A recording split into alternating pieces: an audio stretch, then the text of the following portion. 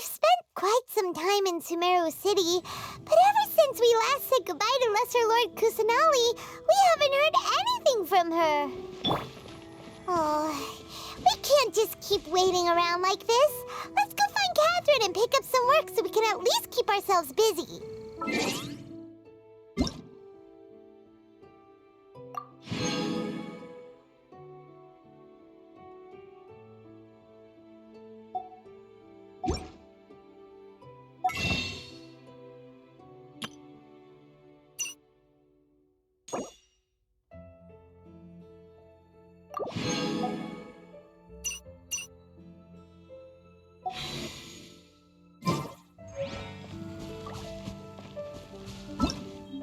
Everything's ready. Let's go!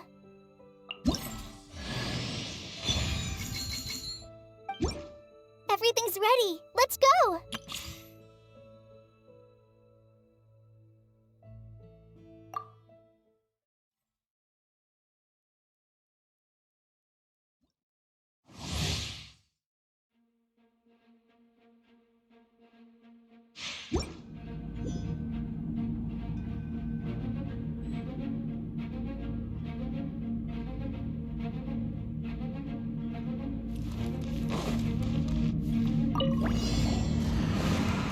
Nowhere to run!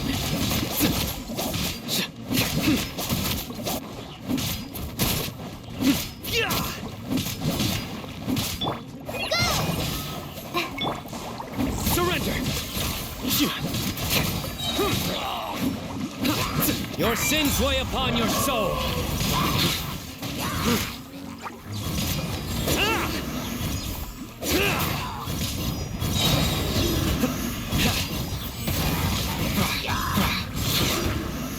Pointless. Your penance is due! Guilty! Through me, justice is served! You stand condemned! Guilty! Your penance is due! Stronger than I anticipated. You stand condemned!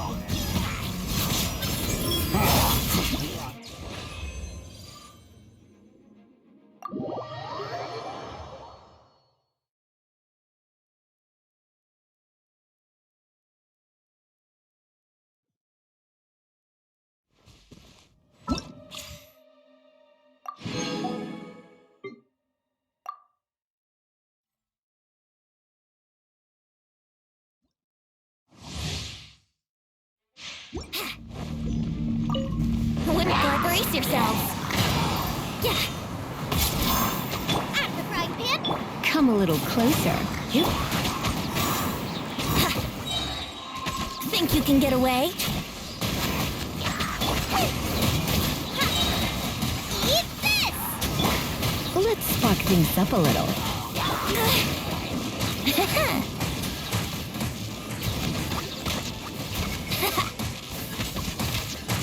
Time for takeoff.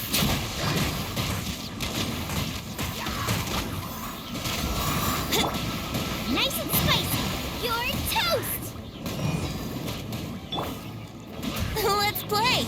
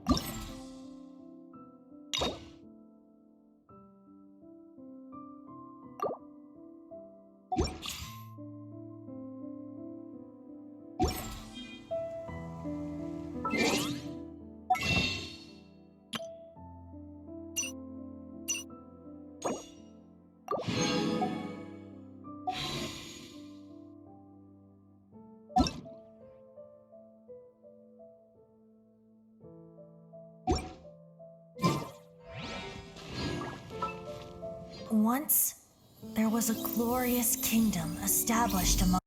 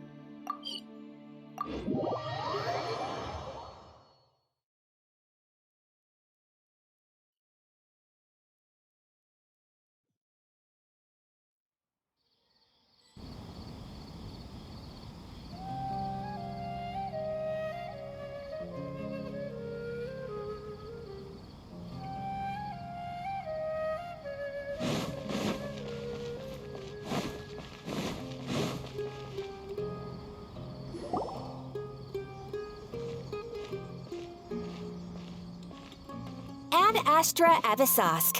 We meet again, you two. Hi, Catherine. Do you have any commissions for us today? Commissions, huh? Let me think. Oh, how about this? Please attend the Academia's Academic Symposium this afternoon and recite a love poem on stage. Wait, say what now? And if possible, please also use your camera to capture the reaction of the audience upon finishing the poem. Huh? What kind of commission is that?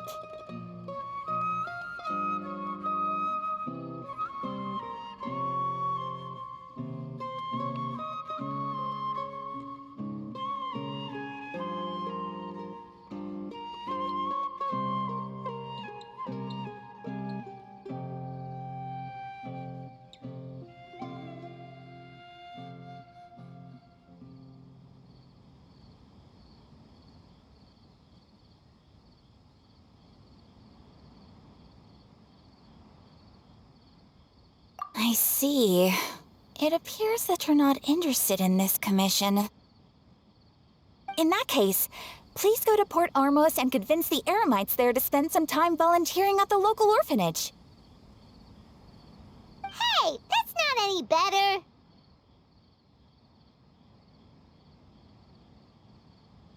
I'm sure the mercenaries will have some interesting reactions as well. Paimon's gotta ask. Just who exactly has been submitting these commissions to the Adventurers Guild? Oh, the commissioner? Well, actually, I just wanted to see the two of you in action. Was it so obvious? I was hoping you would actually take one of those commissions. That kind of chance to observe humans doesn't come by often. Ah, so it's Nahida. Paimon just knew Catherine wouldn't crack those kinds of jokes. When did you get into her head? From when she said, Ad Astra Abisask? So it's been you this whole time? Are you done resting up, Nahida? Yes. I've been sleeping ever since we parted ways, and I even had a really, really long dream.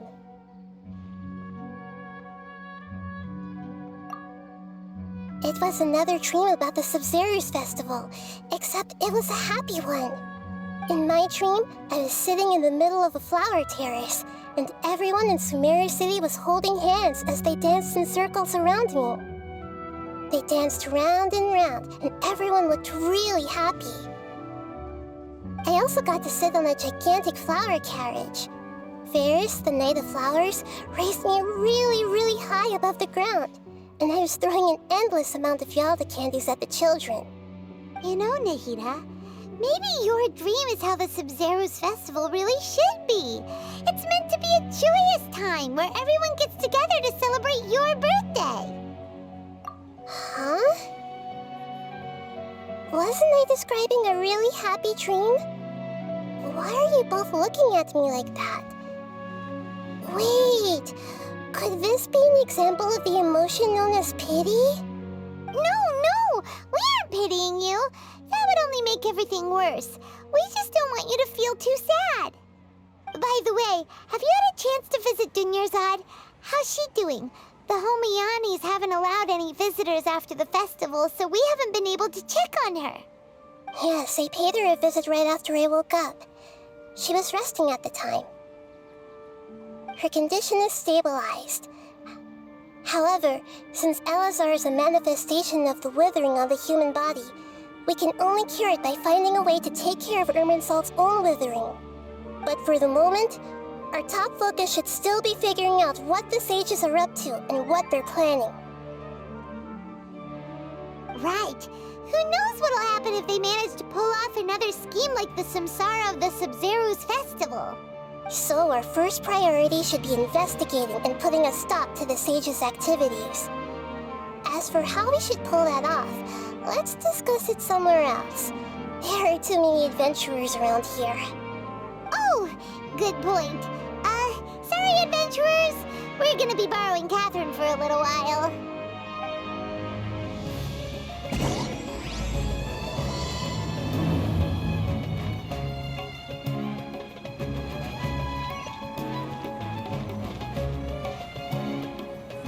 let's continue our chat here. Okay, so do you have any ideas on how we can investigate the sages, Nahida? Actually, I've already done a little bit of work on that. But for now, I want to hear your thoughts.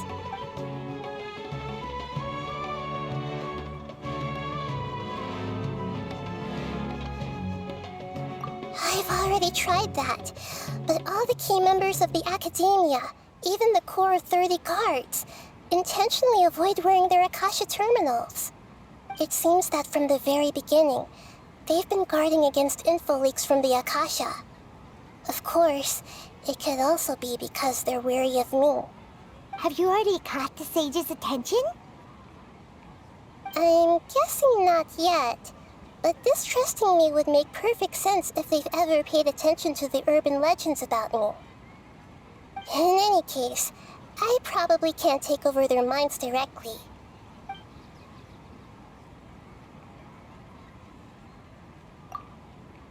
No way, that's too risky. You mean it'd be too easy to get caught? No, it's not that. We shouldn't involve innocent students in this. A single mistake could completely ruin their lives. Doing that would be ignoring the safety of my people for my own selfish goals. How is that any different from what the sages are doing? That's a good point. Spoken like the god of Sumeru. We're in the dark as of now. Since we still don't know anything about their goals, any rash move could tip them off and lead to terrible consequences. After all, every person in Sumeru City is one of their hostages. Are we really out of ideas? Nahida, you're super smart, so you already have something in mind, right? Don't keep us in suspense. Spill the beans already. According to a popular theory from the Vahumana Darshan of the Academia, rejecting impractical motions at the beginning of a planning session will give more weight to the actual proposal. Okay, but aren't you the god of wisdom? You don't have to use that kind of gimmick to make us take your ideas seriously. Well, I've been thinking that if I can't directly possess the leaders, and if I can't get ordinary people involved, then I should find someone who's already involved, but hasn't decided to side with the sages. You're saying we should recruit a spy? That does sound like it could work. Oh, before coming back, we met someone named Alhaitham. He seems like he acts alone, and he likes doing stuff behind the Academia's back. They probably aren't in cahoots. Actually, I already have someone in mind. Do you still remember that female scholar named Setaria? Setaria. Paimon remembers now. Isn't she the one who's always trailing behind the Grand Sage of the Academia? We ran into her basically every time the Sub-Zero's festival repeated itself. You could even say we're old enemies by now. Paimon still remembers the smug and mean way she always spoke to Nilu. I've always liked observing all kinds of people, and Setaria has always stood out from the crowd. She was born in the desert and was hailed as their greatest genius. Her academic gifts allowed her special admission into the Academia, and also gave her the opportunity to serve as the sage's assistant. Oh, Paimon didn't know she was from the desert. She must be pretty special then. Paimon feels like most of the desert dwellers around the city are working as mercenaries. The name Setaria means star. When she lived in the desert, she shone like the brightest star in the night sky. Later on, she was chosen by the sun. The star was given a place in the daytime sky to complement the sun's dazzling light. Soon after, the star witnessed the sun scorching the earth, which brought forth many disasters. The star began to waver. Instead of staying beside such a sun, wouldn't it be better to return and light up part of the night sky? But in the end, she couldn't give up the radiance of daytime. To cope with her shame, the star buried her guilt and closed her eyes. From the sound of it, Setaria's just hung up on the research opportunities here. she doesn't really support the academia. She still feels guilty about not doing more for the desert, right? She's just running away from her problems. Indeed. When they are presented with complex moral issues, many people will simply plug their ears and go with the flow until the problem can't be fixed anymore. She's suppressing a lot of guilt, but before she realized it, she had already become the sage's accomplice. She can't deny her part in their schemes anymore. Right. We must somehow make her face her problems again. That way, not only can we get useful intel from her, but she can also use it as an opportunity to redeem herself. From my past observations, Setaria will take a day off from the academia every 10 days to do some shopping in the city. Tomorrow afternoon just happens to be a shopping day for her. That'll be our chance. To prepare, let's go check out some of her favorite spots and have a quick chat with a few of the vendors there.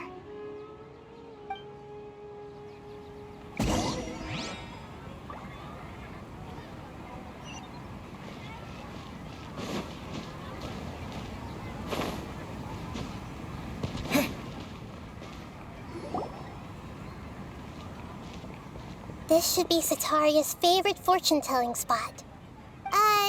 So should we ask the fortune teller about Setaria? No, I already have enough information on Setaria. The most important thing now is for you to pay attention to the vendor's talking style and key characteristics. Talking style and key characteristics? My poor lost lambs. Have you become troubled over your fates? The divine voice of wisdom often echoes between mine ears. If thou be blessed today by the gods, I may be able to show you the way. Huh? Really? Nahida, you've been whispering things to her? Shh. My friend here has some doubts regarding his future. Can we get a fortune reading for him? Of course, of course. In that case...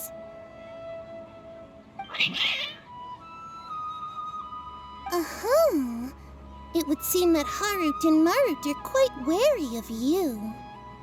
Perhaps, at some time in the past, you have somehow offended the gods. Only mocking the god of Animo, questioning the lord of Geo's financial savviness, and brawling with the god of Electro. Do those count? Oh, nothing. Go on, pick an aspect for her to divine. Love prospects? No problem at all.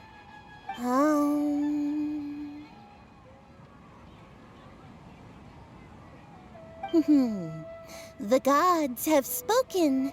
The truth shall be revealed. One who is fated to cross your path will appear on... Huh? So many people will fall for you. How could that be? Harut, Marut, did you two spoil my divination? I've never read a fortune so absurd.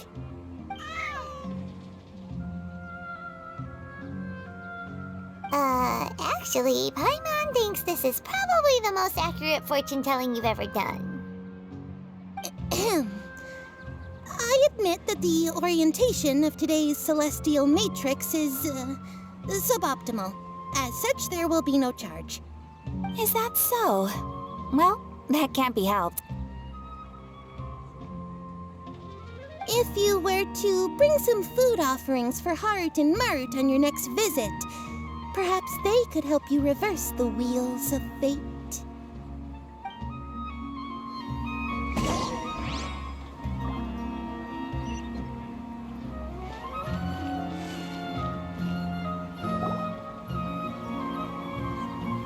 Is this another one of Setaria's favorite stalls? Yep, it belongs to a king.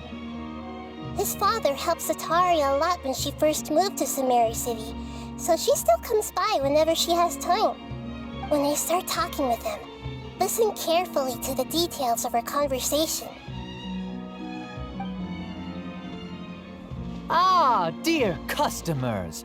Would you like to look at some pottery? We caught wind of your great craftsmanship, so we specifically came to take a look. Oh, I recognize you. Aren't you Miss Catherine from the Adventurers Guild? Sounds like I'm in for some big business. Speaking of, where did you learn this trade? I suppose you could say it all started with my dad. He's a mason by trade, but I picked up an interest in clay while apprenticing for him. After that, I began making pottery by myself in secret, and I simply changed trades when my works turned out well. Although it's a pity that I'm no longer making much use of the knowledge provided to me by the Akasha. That's nice. You're making a living doing something you love. So is your father still working as a mason? Oh no, not anymore. A few years back, he fell from a roof and broke his leg. Since he had already saved enough mora over all these years, he's just enjoying the retired life in Port Ormos nowadays. I see. We wish him peace and happiness in his retirement. I'll have someone in charge of logistics at the guild come by another day for some goods. We'll leave you to it. Take care now. No problem. Rest easy, all our goods are sure to meet your every need.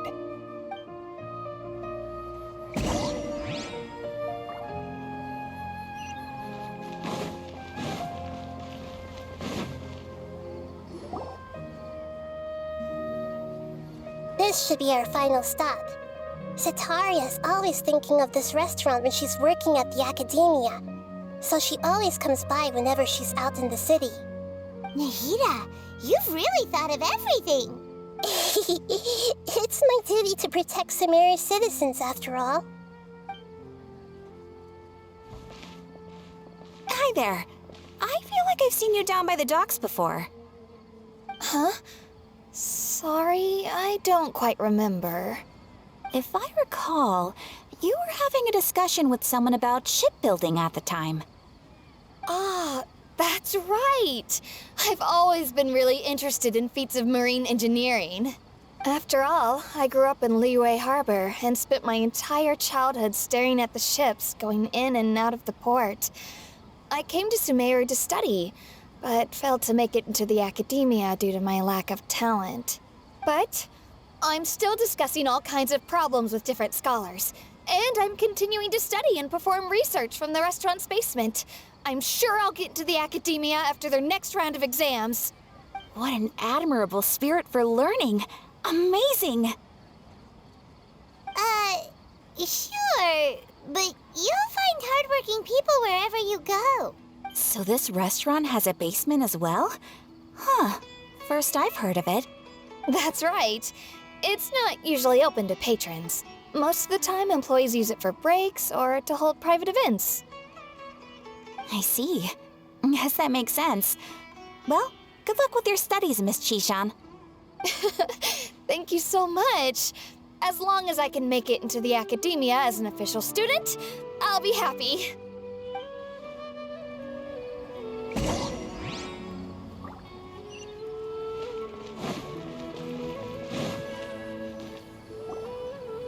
So, was that everybody? Mm-hmm. 3 familiar faces should be enough for Setaria.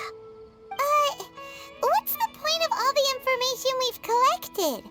Nahida, you still haven't told us how you're planning to make Setaria face her problems.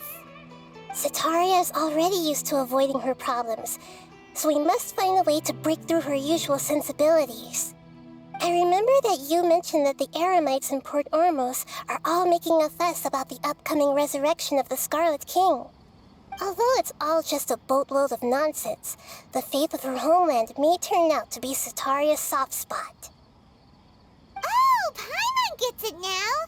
You want to take advantage of the guilt Setaria feels about her homeland. Although she knows she should return home to help the people of the desert, all she's done is conspire with the sages.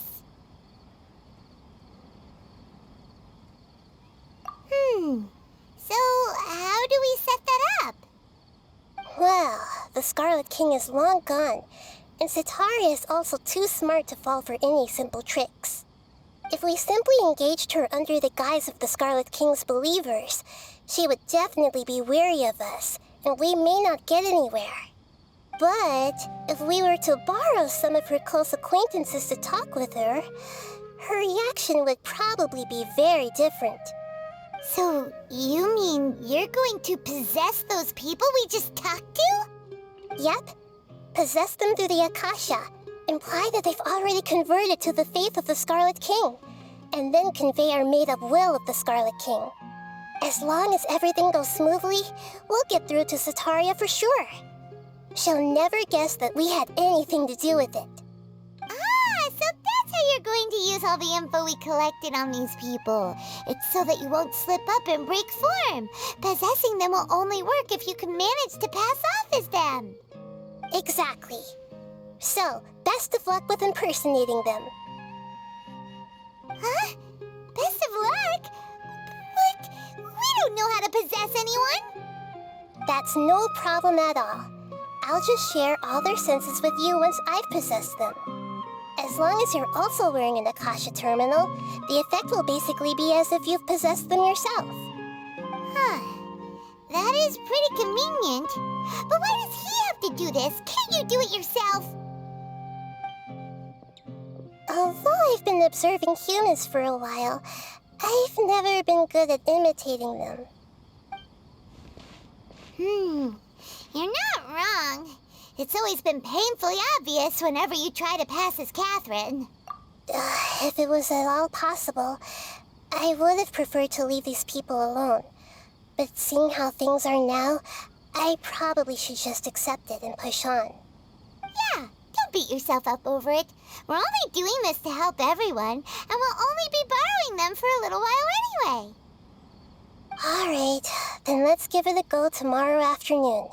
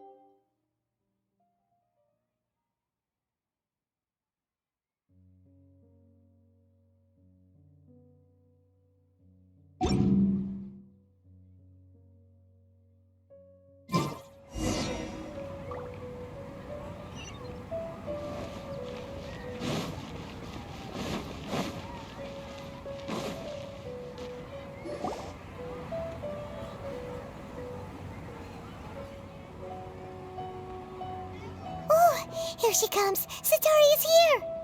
Let's quietly follow her. Once she starts talking to her acquaintances, we'll find a safe spot to begin possessing them.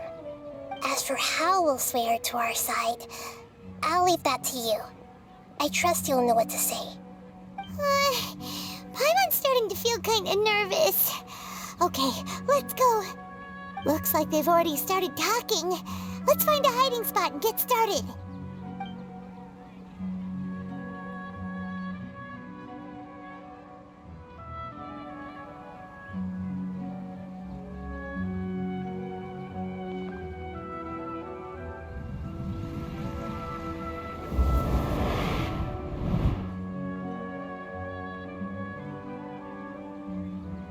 That's right. You really can't force anything when it comes to love.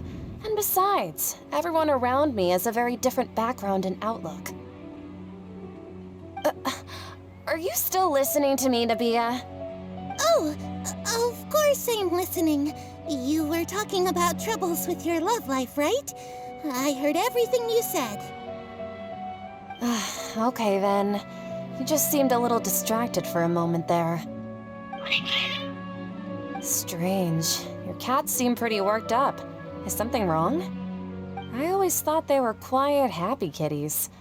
Oh, what are their names again? Ah, that's right. They are just little darlings, aren't they? Harut and Marut.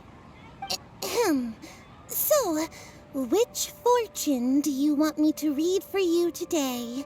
You must have come for another echo of the divine voice of wisdom. I'd like to get another reading on my love prospects, but to be perfectly honest with you, I feel like I've been a real mess recently. A mess? Well, could you do a reading on how long it'll take me to finish my current project at work? I really just want to get it over with. I hear you. No problem at all. The gods will reveal the truth.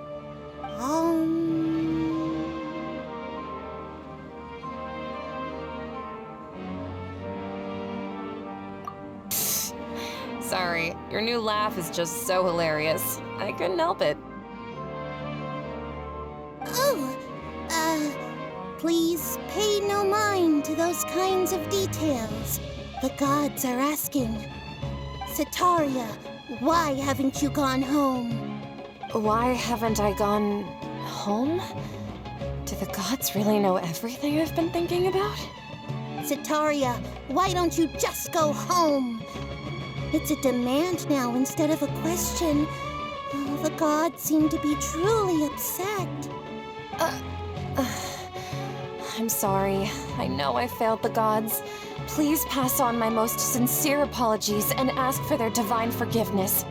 And if I may ask, Nabia, is there a specific god who's speaking to you right now?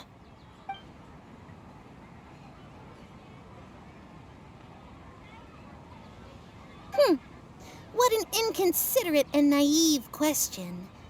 The god who is speaking to me is, of course, the wisest and mightiest of all, the Scarlet King. The Scarlet King? No wonder he would make such a demand of me. Oh, wait a second. The Scarlet King passed away a long time ago.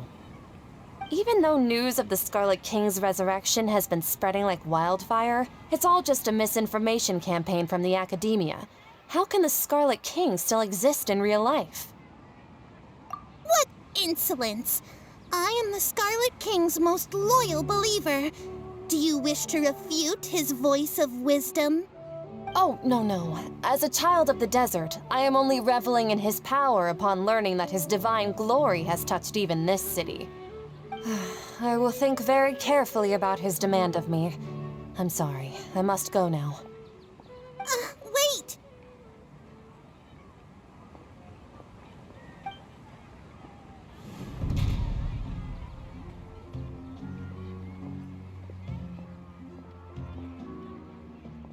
Ooh, she just ran off in a hurry. She looked pretty upset, too. Well done. Sitaria didn't seem to suspect anything amiss. To have something she's been trying desperately to avoid show up out of nowhere and berate her, that must have shaken her to the core. Aw, Nahida, it seems like you understand human emotions really well after all. All I know are some abstract Haravatop theories. And in any case, my time with you has shown a lot of them to be utterly useless. I'm still trying to make sense of everything. Anyway, enough of that. Let's hurry and catch up to Sitaria. He's out of games now, right on cue. Let's get ready to possess him right away!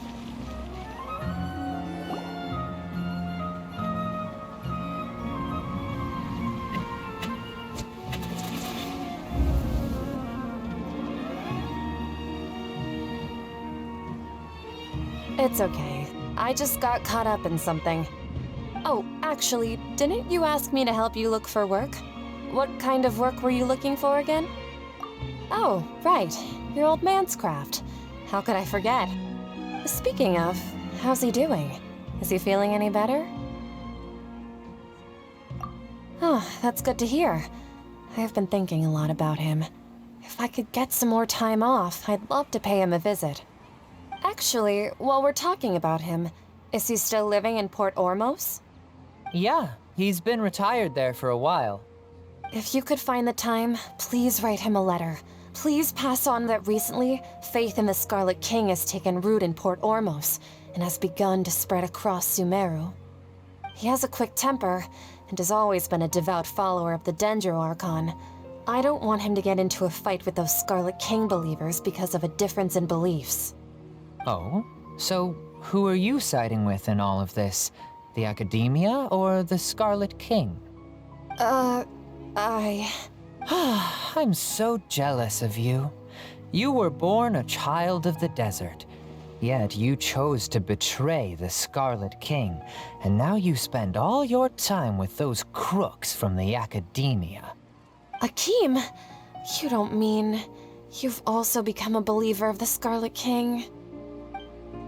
What's so strange about becoming a believer of the wise Scarlet King? In fact, aren't you the strange one? The one who still can't pick a side? Can't pick a side? Me? Whoa! Paimon had no idea you'd be so good at this! You really zeroed in on the issue and put it right in front of her. It might feel a bit overwhelming for Setaria. But once everything is over, I'll be sure to pay her a visit to her mind and explain everything. Anyway, let's keep going.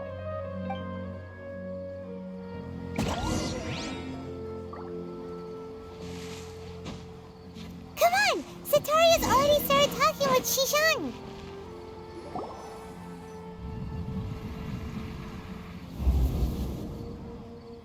So, Shishan, have you noticed anything weird in the city lately?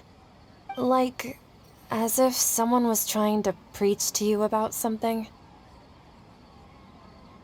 Oh, right. Speaking of strange things, I celebrated the Sub-Zerus festival so many times that I lost count. That was really weird. Wait, how could you be aware of that? That should be impossible. Nothing in the report indicated anything like that. Are you still failing to realize that the Academia's lowly tricks could never deceive all of Sumeru's citizens? Shishan, don't tell me that you've converted to the Scarlet King as well! What an absurd question.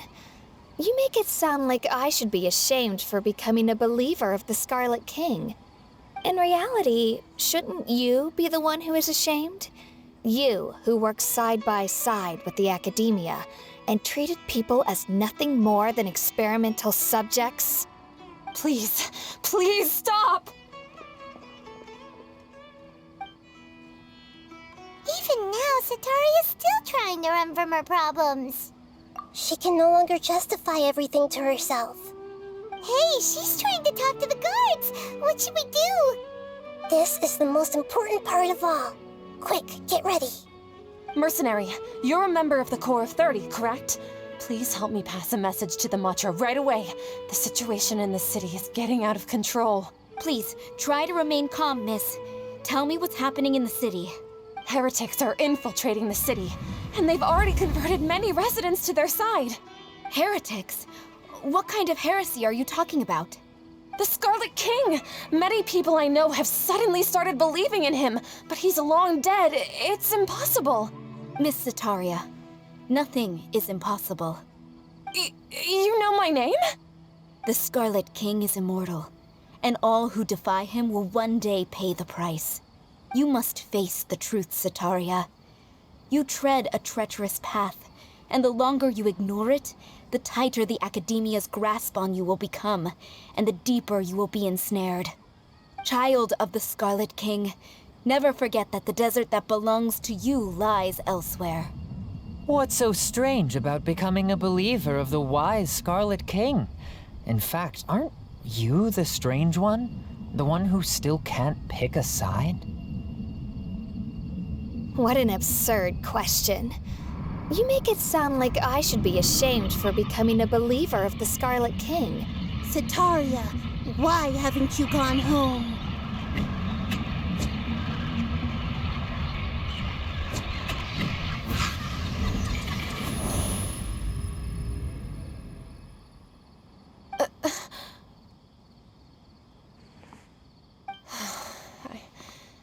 seems that no matter where I run, I only keep finding more believers of the Scarlet King. I have to say, this is a familiar feeling. I've also been running from my guilt this whole time. Guilt over my part in the Sage's plans, and from ignoring the letters from the children of my homeland. But no matter how much I may try to ignore or get rid of it, my guilt always comes back.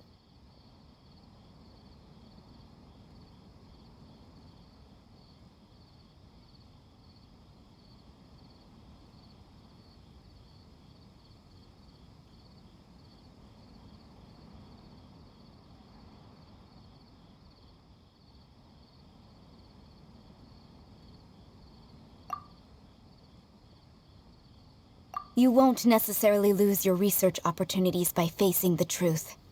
Besides, did you really want to conduct your research while carrying such heavy feelings of guilt?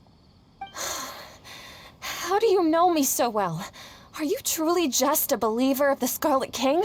Or are you the god himself? That's not important. The important thing is to pass judgment on the academia and its sages, and to correct their mistakes. If you could provide some assistance in this matter, perhaps it could serve as a form of atonement. I've actually never believed in the gods, but I've always believed in serendipity. Your appearance must be a fated opportunity for me to get out of this wretched situation. Please tell me, what can I do for you? How much do you know about the sage's current activities? I was just one of the designers for the massed dream harvest scheme, which is what happened around the Sub-Zeru's festival. But I know very little about the full scope of the overall project. I'd assume that only staff with the highest clearance would have access to those confidential documents. I've just been working to meet the Grand Sage's specified requirements. However, there's something that's been really bothering me. I heard that a scholar who was previously expelled has returned to the city, and even the sages are still quite wary of him. To fight against the academia, we will need to figure out the nature and the purpose of their work. Is there a way for us to get access to the confidential documents you mentioned? It should be possible if we're willing to take some risks. After all, I'm an assistant to the Grand Sage, and I've been working on many tasks outside of the project. One thing, though, I won't be able to transfer the documents to you through the Akasha once I get my hands on them. The sages have always closely monitored all activities within the Akasha. Let me see. Let's use the most primitive method. Send someone to pick up the documents tomorrow evening at the Academia entrance. The Academia entrance? Wouldn't that be too conspicuous? Don't worry about that. I assure you, this won't be a trap. I'm only suggesting this location because it'll draw more scrutiny for me to leave the Academia again. It'll be safest for me to distract the guards long enough to hand you the documents. All right, I trust you. So, if I were to successfully complete this task, would it mean I've atoned for my wrongdoings? That'll depend on the judgment of the Dendro Archon. The Dendro Archon. That's right. Her people are the ones we have endangered. As the god of wisdom, she's also the one responsible for judging and guiding the scholars. Maybe it's time for me to find a god to believe in. Just as Nahida predicted, we've managed to bring Sataria to our side. The Traveler's execution was ingenious. He's the one who deserves all the praise. Well, now that we've made plans to meet again tomorrow evening, all we can do is pray for Sataria's mission to go off without a hitch. Pray? But if we're going to pray to the gods, aren't we just praying to you? God of wisdom and guardian of the scholars? No. The truth is the true guardian of scholars. I've always believed that.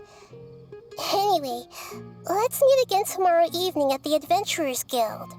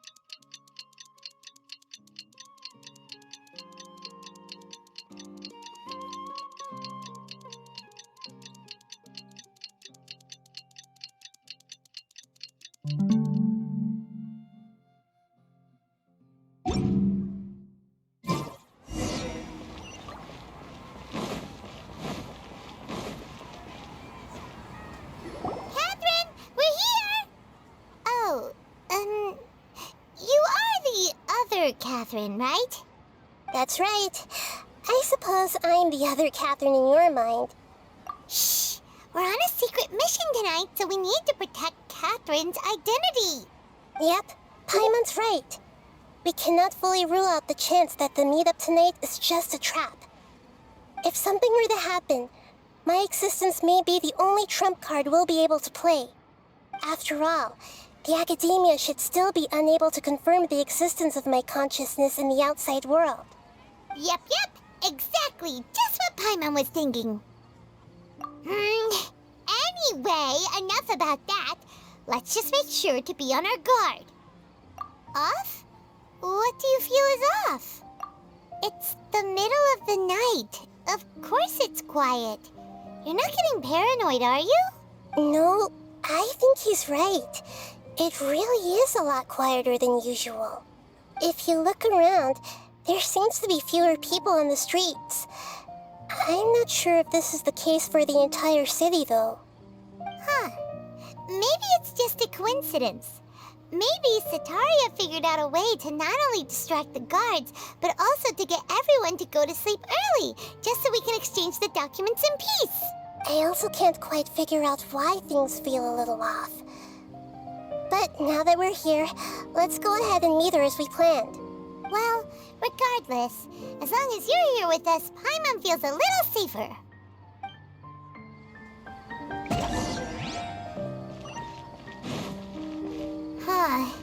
There really aren't many people out right now. Let's hope it'll be this quiet in front of the Academia, and that Setaria managed to distract all the guards.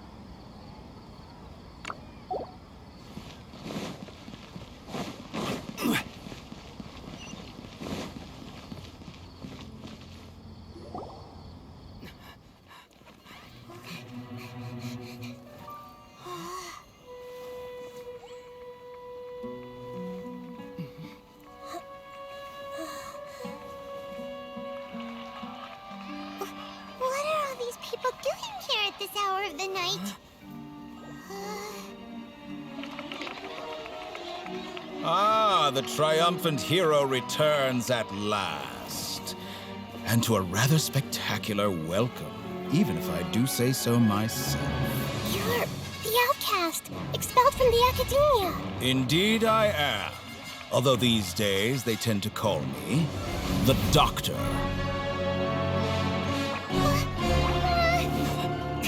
If you're looking for your researcher friend, she has already been taken into confinement.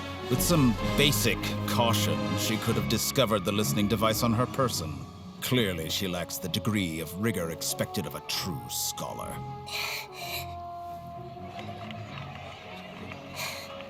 The people of Sumeru City! What have you done to them? I simply made some minor adjustments to their Akasha terminals. Now they can deposit information directly into the subconscious. As you can see, all these lovely people now believe this traveler is a hero who has just saved the world. My experiment is a success. And now it seems they can no longer hold back their sheer adoration. Oh no! What should we do? These are all just regular people! Leave now. You need to get out of here. But that guy's a Fatui Harbinger! We can't just leave you here! Nor can I abandon the people of Sumeru!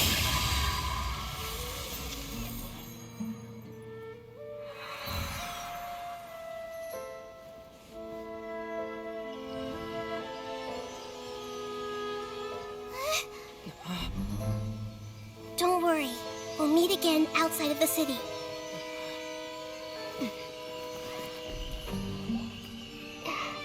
I see.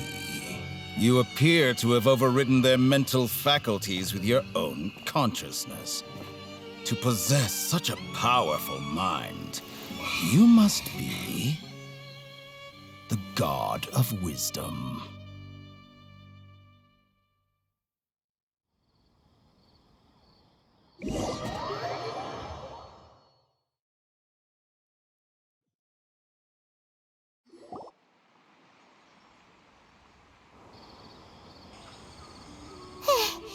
This should be far enough. Whew. Paimon needs to catch her breath first. Is Nahida going to be okay? We only made it out because of her. Paimon wasn't counting on running into a new Harbinger here, let alone such a high-ranking one. That guy was number 2. So scary. He called himself the Doctor. Remember, Tainari told us about him. Sataria did say that someone who once got expelled from the academia came back recently, and that even the sages are wary of him. Yep, sounds like she must have been talking about the Doctor. Yeah, now that the Doctor's in the picture, we're no longer just dealing with the academia, they're in cahoots with the Fatui. But what are the Fatui after this time? Yeah, things would be a lot easier with Nahida's help. Nahida said we'll meet again outside of the city, but we can't just keep waiting around, right? You mean... Oh, right! Wasn't he invited by the sages to work on some project when we were staying with him in the Vidia forest? That has to be the same project. Even though he turned it down at the time, he might still know something. There's no time to lose. Let's go to Gandharvaville.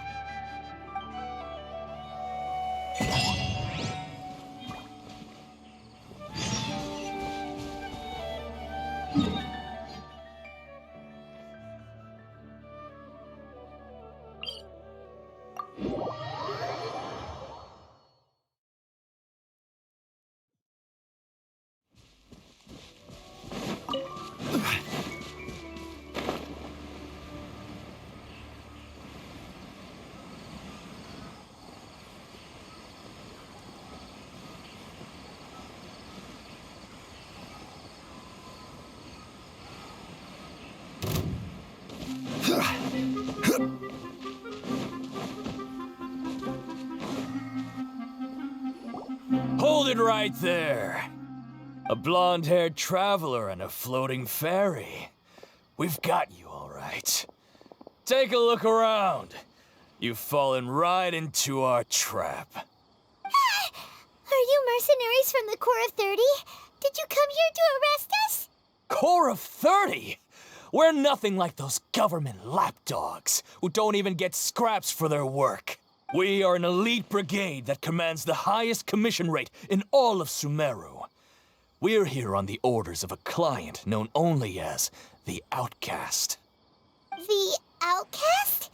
An outcast from the academia? But why wouldn't the Doctor just send the Fatui after us?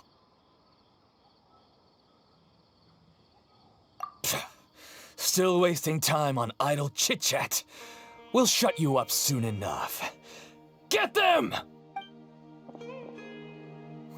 You're up, Traveler!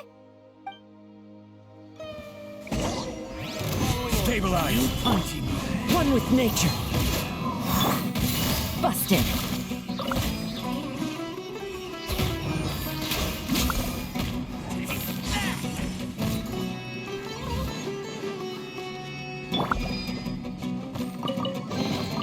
One man's stone is Order guide!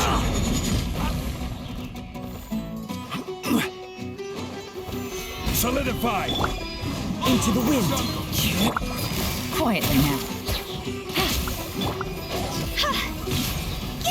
Go! Phew. It isn't over yet! Here comes reinforcements!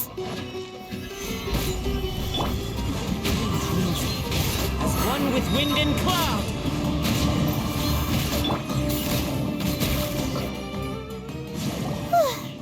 That was pretty rough. Is that what elite mercenaries are like? Yeah, looks like we'll have to keep our guards up. But this doctor guy seems like a pretty tough opponent. He knew exactly where to set up an ambush. Did he predict that we would try to find Tainari? Going up against smart people is tough. Anyway, let's keep going.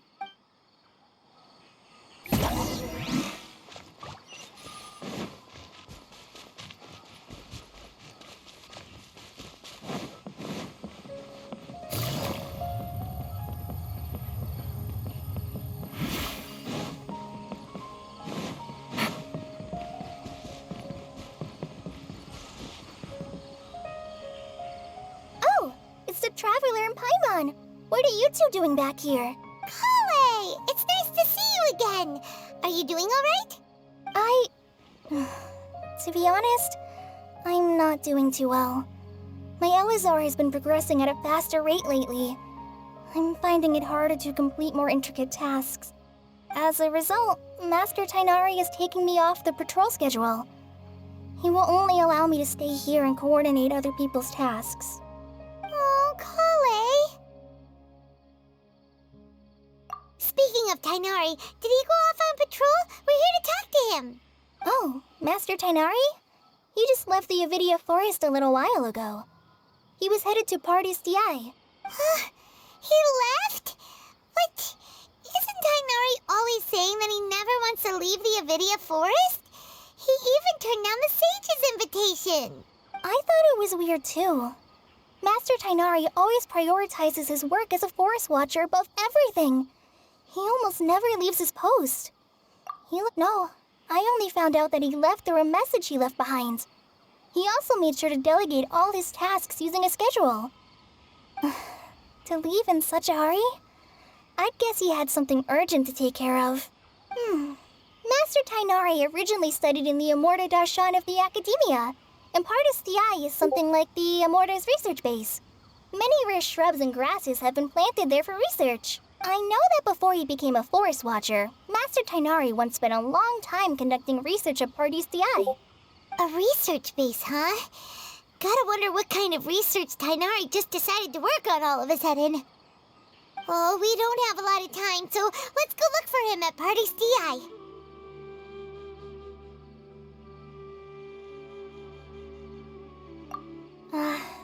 Don't worry, I'm fine. I'm used to living with Elazar by now. If you run into Master Tainari, please send him my regards. Got it. Will do. See you later, Kale.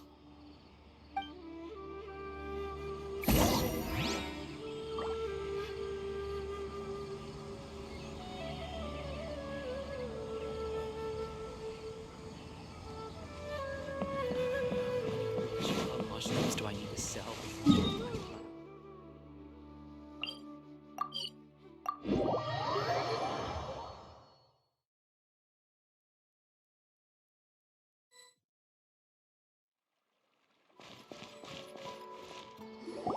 Wait! Look who it is! Thank goodness you're okay.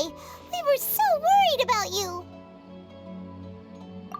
Hey, this was supposed to be a touching reunion, but you're ruining the moment. Actually, it's very smart of the Traveler to be wary of me right now. After all, the Doctor has shown that his technology can apparently even control human minds. Plus, it's not like you could have known what happened after we split up and I was facing the Doctor by myself. Even a pool of stagnant water after a torrential storm can occasionally pass as a patch of sky. Paimon feels like only the real Nahida could come up with such an obscure analogy. Huh? But I wasn't trying to win your trust or anything. All I wanted was to clarify my point. Well, we understand that point now. Please, Nahida, tell us more about what happened. Are those poor people all right?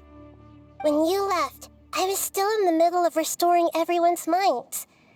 Thankfully, when the doctor mentioned depositing information into the subconscious, he didn't mean engraving information into their minds. Instead, he did something closer to creating hallucinations. That was still within my power to fix. Luckily, I managed to finish my restorations and mind jump away from him just as he was about to capture me. Whew. What a relief. The doctor sure pulled out some hidden cards, but good thing we had Nahida with us. I wouldn't be relieved just yet. I gave away my true identity when I restored everyone's minds, which means we've lost another one of our trump cards. Also, the doctor is already an expert at modifying Akasha terminals. Maybe it's only a matter of time until he captures my consciousness inside the Akasha. Would that mean you'd no longer be able to jump between minds? Then how do we stop him? He's still at the academia, so it's possible he already started messing with the Akasha. Ugh, it feels like he's toying with us. What a nasty piece of work. Plus, the doctor's combat ability alone is apparently enough to make him worthy of being number 2 of the Fatui. We shouldn't give up hope just yet. Let's try to find another way to attack this problem. Actually, Nahida, how did you know we were trying to get to Party's DI? Have you been waiting for us? Yes, I have. I can see the Traveler's elemental energy, so I deduced your destination by looking at the direction you were moving in. You didn't come here for sightseeing, right? Did you find any leads? We're looking for a scholar we know. His name is Tainari, and the sages once tried to reach out to him. Why don't you come inside with us and see what we can find? Okay, let's just hope we won't get him into trouble.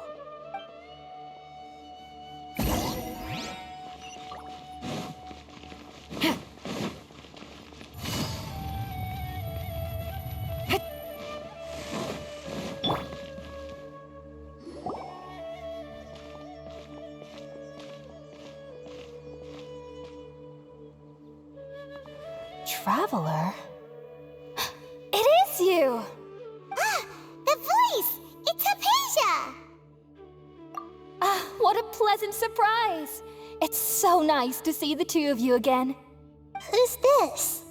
She's a scholar we met in the Avidia Forest. When we last saw each other, she was still training in the... what's it called? Satyavada life? Oh, I see. That's right, we're old friends. You've come at just the right time. Ever since I've come here, hardly anyone has even talked to me. Hypatia, you're way too excited about this. Actually, for you to leave the Avidia Forest means... you're not in training anymore? Wait, no. Did you already finish your training and reach Paripurna life?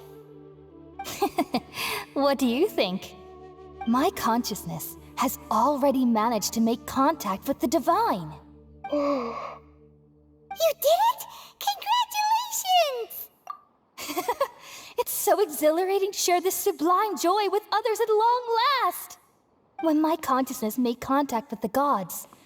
Ah, what a supreme and unparalleled experience that was. That sounds incredible! Oh, all right. Actually, please wait. I haven't forgotten my promise to you. Remember? I promised to help you understand what you saw from Irminsul once I gained deeper insights.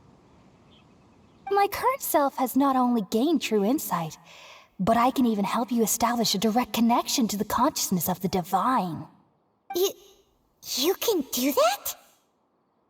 I've never heard of anything like that, but if you want to give it a try, I'll do my best to protect your consciousness during the process. Hold on. I brought some spirit borneal with me. This is still a crucial part of the ceremony. We're using that incense again? All right now. Hold my hand. I'll help you establish a pathway to connect your consciousness. Okay. Ready?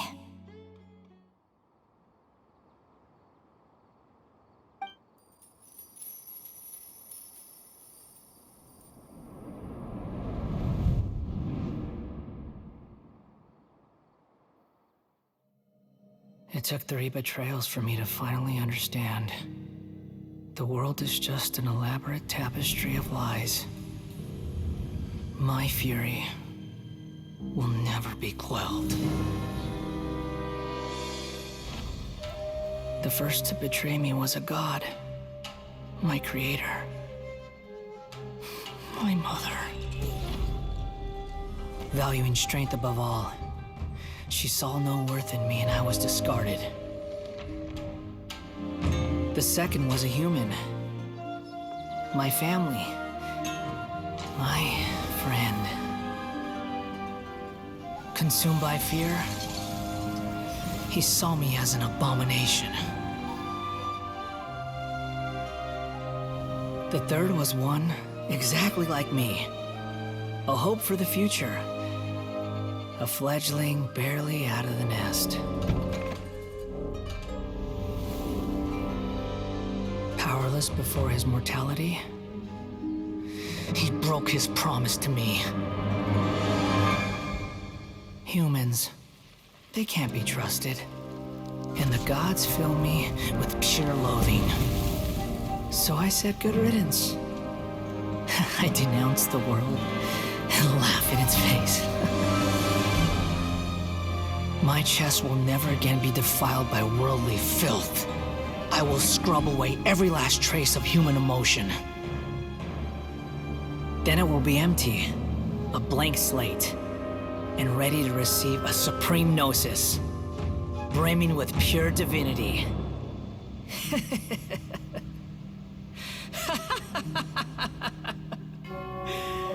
There is no need to fear. The pain will be brief. Your era is coming to an end.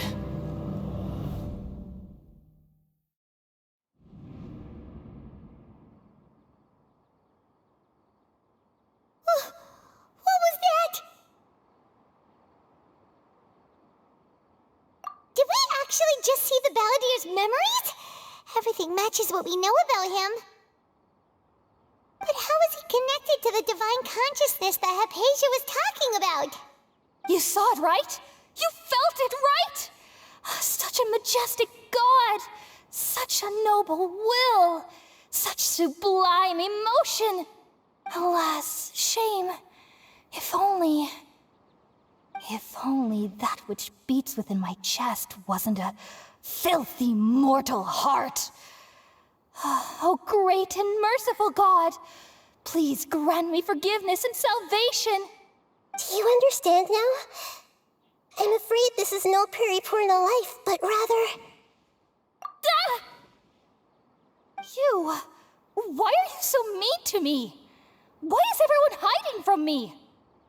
I found divine wisdom. Shouldn't I receive praise and honor? Haven't I uncovered that light in the darkness? Hypatia? That's how I always thought everything should be.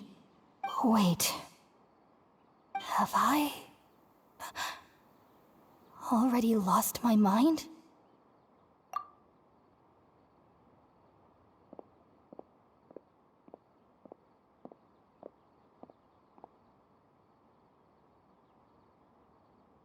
Wait, something isn't right.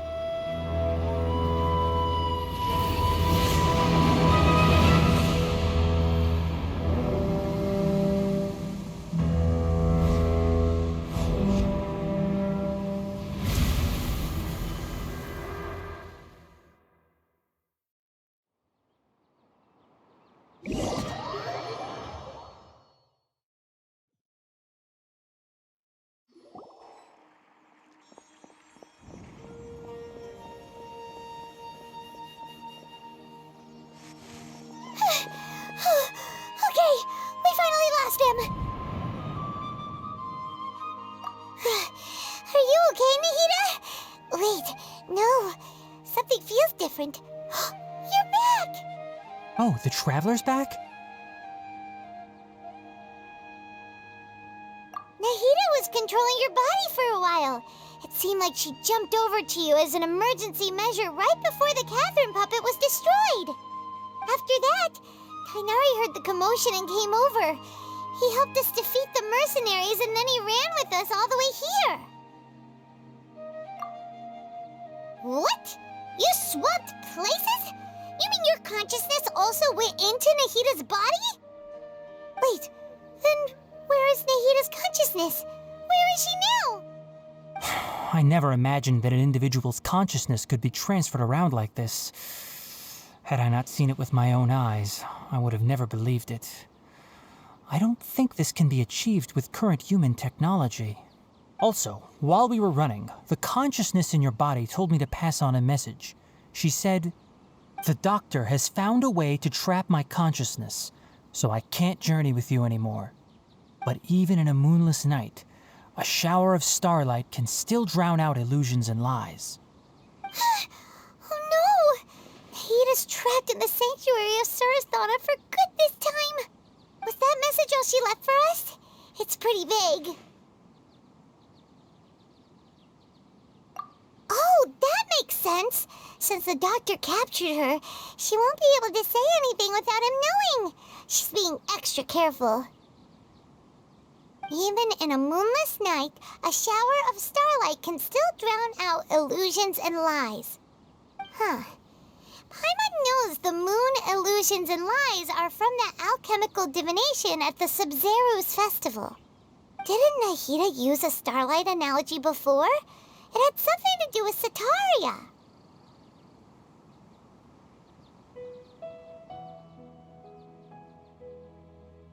Oh, that makes a lot of sense. Huh. Do you think Nahida was telling us to go find help in the desert? But she isn't with us anymore. Think we'll be okay? Paimon, you said Sanctuary of Surasthana. Does this mean that this Nahida you're talking about, the consciousness who was occupying the traveler's body, is the Dendro Archon? Your guess is correct, but the situation's a bit complicated, so it's really hard for us to explain right now. That's all right. A scholar's curiosity doesn't need to be appeased right away.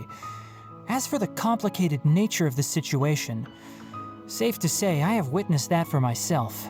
I've spent some time with you, and it looks like the Dendro Archon's also on your side, so I trust you. Thank you, Tainari. Oh, actually, we came here to ask you a question. What do you know about the project that the sages have been working on? Ah, that. While I was indeed invited to join that project, the sages were always secretive about its scope and goals, so I eventually declined. All I know is that that project has something to do with the restoration of Irminsul. Huh? Did you see something when you were in Nahida's body? What? Do you have any evidence?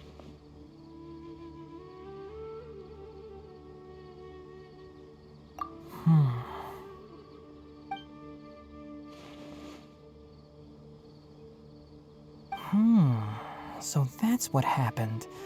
That explains why Hypatia's symptoms were different from those of the other scholars who went mad. It's because she made contact with the consciousness of a new god who is still in the process of being born. Tainari, did you leave the Avidia Forest because of Hypatia? I did. I noticed Hypatia's mental anomalies, but since her symptoms were rather atypical, I secretly took her to Pardis Dii and began searching for a way to return her to her normal self. If I didn't take action, Hypatia would have already been taken by the Matra to the desert, doomed to a life of exile at Aru village. Now that you mention it, I knew the Academia has never thought particularly highly of Lesser Lord Kusanali, but I still didn't expect them to do something as arrogant as creating a new god. Looks like I made the right decision by not accepting their invitation. The Doctor and the Balladeer. We have 2 Fatui Harbingers in Sumeru. Sounds like we're in for a bad time. From your description, I don't think they've completed their project. There may still be room for us to intervene. But then, what is the connection between creating a new god and restoring Irminsul? Yeah, it feels like we're still nowhere close to figuring out the sage's goals. Right, we've pretty much gone over everything we need to know, so we should head out. How about you, Tighnari? What are you going to do? I'll stay here for now. I still want to try a few more things to help Hypatia. If you're planning to go into the desert, start by heading for Caravan Rabat. That'll be your fastest route. Come find me here if there's anything else I can do to help. May the spirit of wisdom go with you. Thanks, Tighnari. Hopefully Hypatia will feel better soon. We're off then.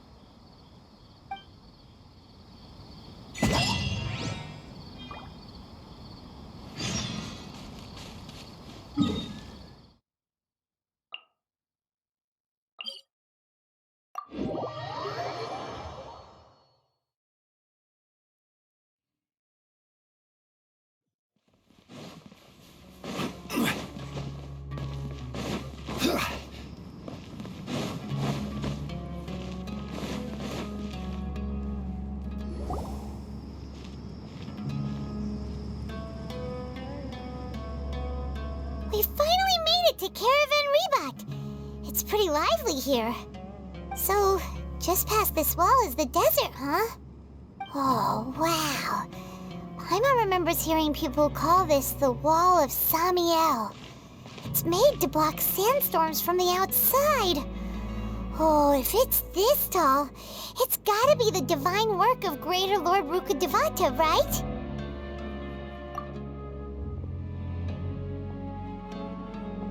Enough gawking. Come on, follow me. Huh? Over here.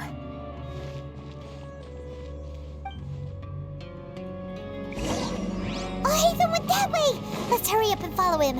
Wonder what he's up to.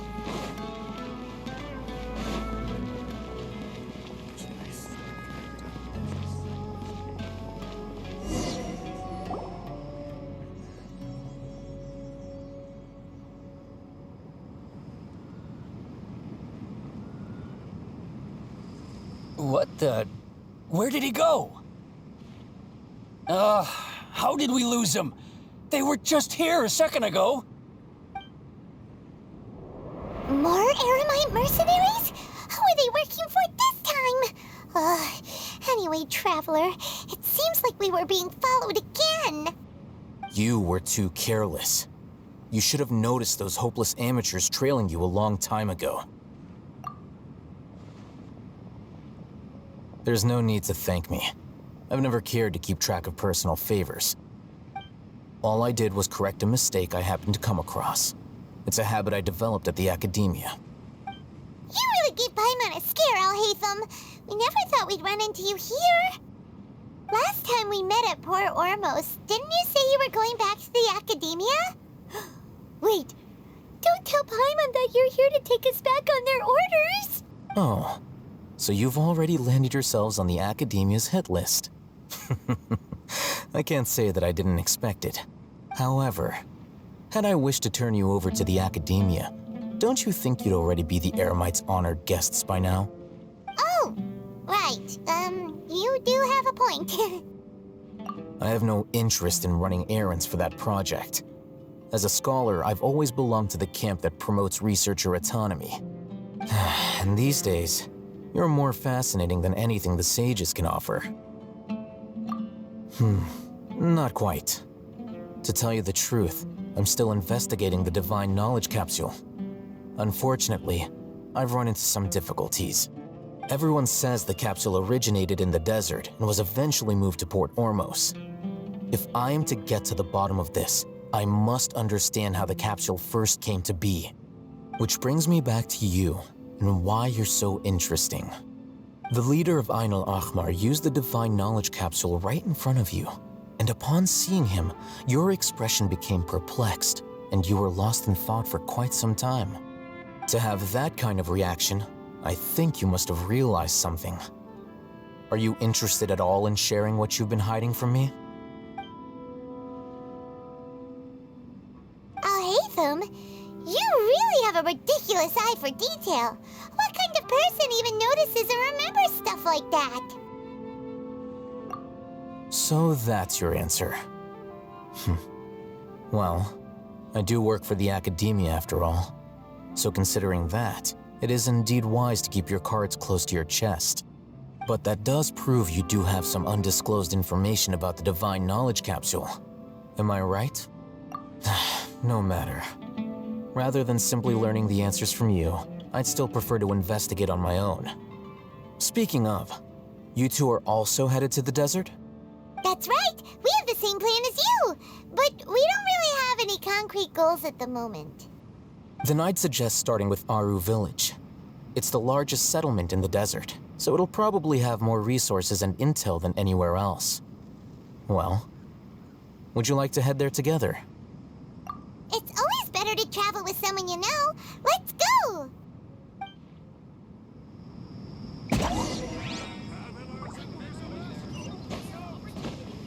Let's go check it out.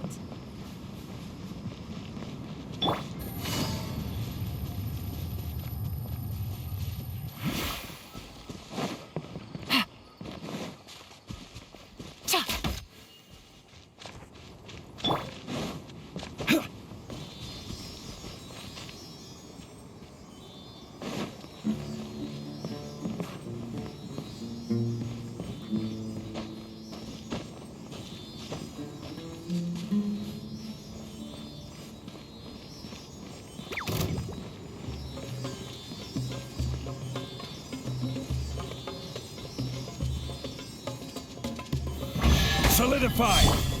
Into the wind! Busted! A chest full of valuables and a trove.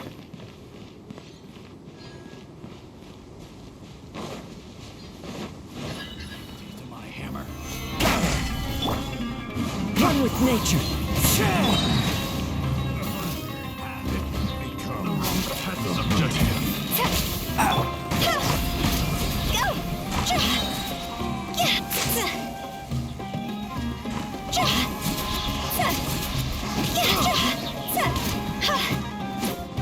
That tingle?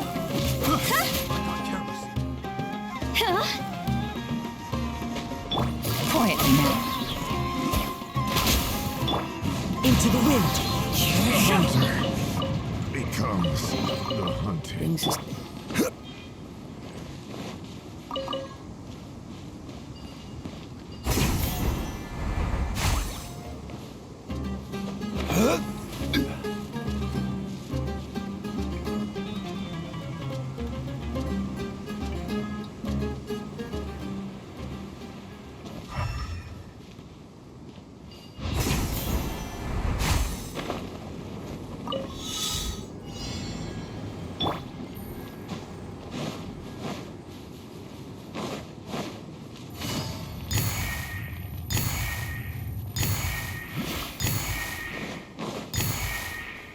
Take it easy.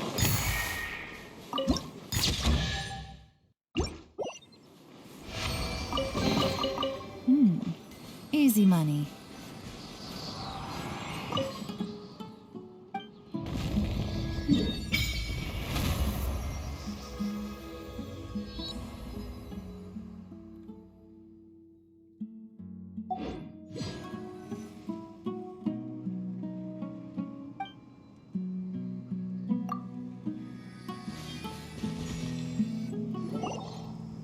Before us lies Aru Village, the safe haven of the desert folk. Whoa, this landscape is really something else. What a cool place! Let's go check it out!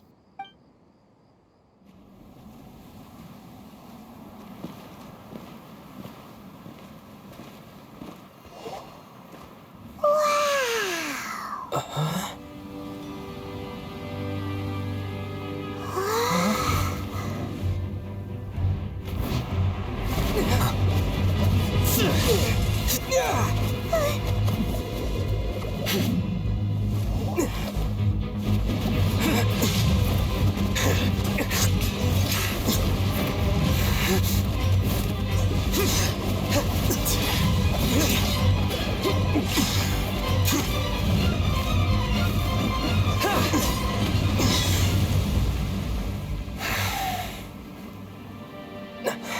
Sino.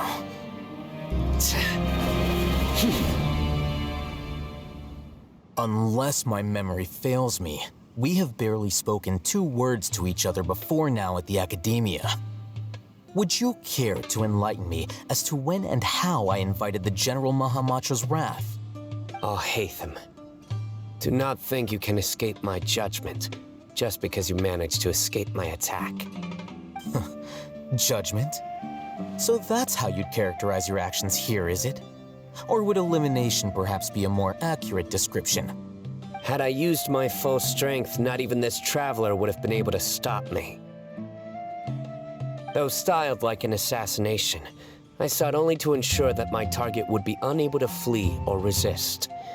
Standard practice for the Matra, as well you know. Seemed to me more like your own personal touch. Who is that, Alhaitham? Did you call him General Mahamatra? Yes. General Mahamatra Sino, head of all the Matra at the Academia. He's a formidable hunter, and the ultimate nightmare for any who have committed academic crimes. You seem to have placed a lot of trust in Alhaitham, to the point of blocking an attack for him. If I were you, I'd never choose to side with him. I wouldn't believe a single word that comes out of his mouth. I have been pursuing this scribe for a long time. I urge you, stand back and do not seek to defend him any longer. Otherwise, there will be consequences. Has Alhaitham done something wrong? Paimon doesn't think he's as bad as you've made him out to be. I won't waste my breath explaining things. Alhaitham, I saw it during our fight. Take it out. The divine knowledge capsule you're hiding on your person. Unless you want me to retrieve it for myself. Very perceptive of you. Nothing escapes a Matra's senses. Wait, the divine knowledge capsule? Didn't it fall into the Matra's hands in Port Ormos? No wonder you speak with such confidence, Sino. But I must admit, I'm very curious. What does this capsule mean to you? And why, as General Mahamatra of the Academia, are you all alone in the desert? As far as I'm aware, the other Matra have been speculating about your disappearance. Have you been given a mission that's, let's say, morally dubious? If I was the real target of your mission, what was stopping you from simply using your authority and resources to judge me within the walls of the Academia? I should have known you'd be difficult to deal with. You two? Ugh. What you would do, Traveler? Paimon feels like we can't trust either of them. Ahem. Well, look at you two, acting all tough and self-righteous over there. Wait, Dia?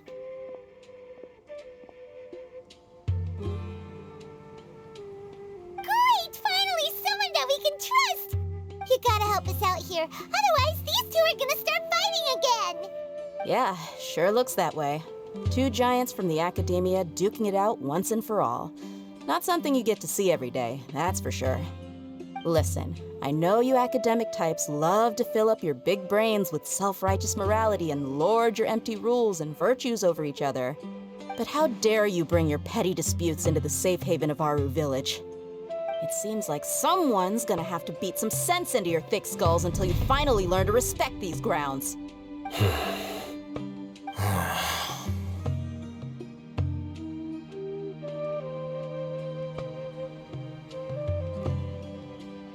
Hey, did either of you hear a word I just said? Whoa, what's going on?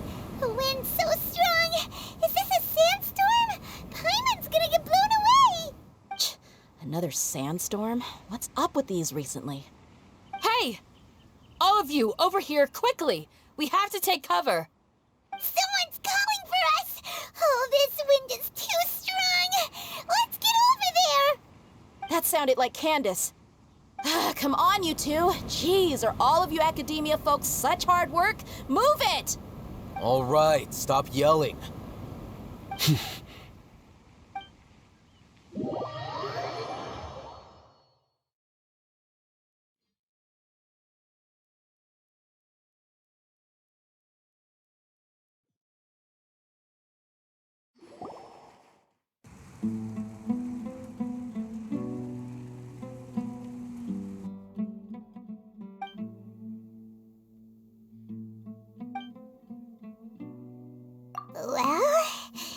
This is pretty awkward.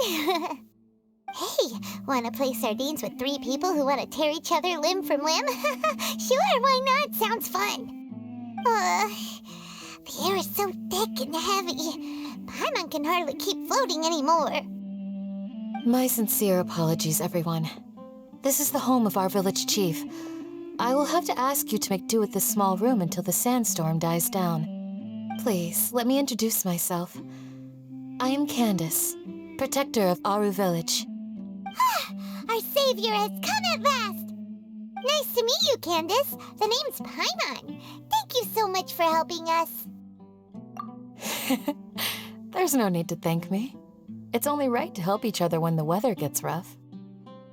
Wow, she's so gentle and caring, like a nice older sister. Unlike those guys over there. All right, now that we're all better acquainted, we should return to the topic at hand.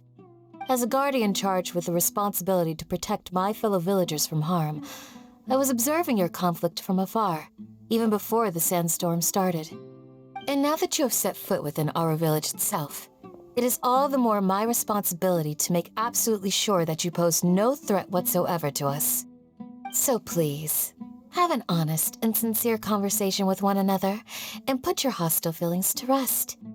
If anyone dares to start anything again while they are under this roof, I will not hesitate to send them out for some quality time with the creatures of the sandstorm. Oh, on second thought, Paimon may have misjudged Candace's character. And that goes for you too, Miss Dia. Do I make myself clear? All right, we got it, Candace. That's what I like to hear. So, which of you will begin? I was supposed to be a mediator, but I might have gotten a little too involved just now. Anyway, one of those two should probably start talking. Wait, that was you trying to be a mediator? I have nothing to hide, so there's no shame in explaining myself. While Al-Haytham wasn't wrong about the other Matra not knowing my whereabouts, it's not because I've been assigned a morally dubious mission. Rather, I've chosen to exile myself. Huh? Exile yourself? A little while ago, I discovered that there was data missing in the Academia's project planning and development files. What little they did report clearly did not match the project's actual progress. As General Mahamatra, I had the responsibility and authority to request an audit.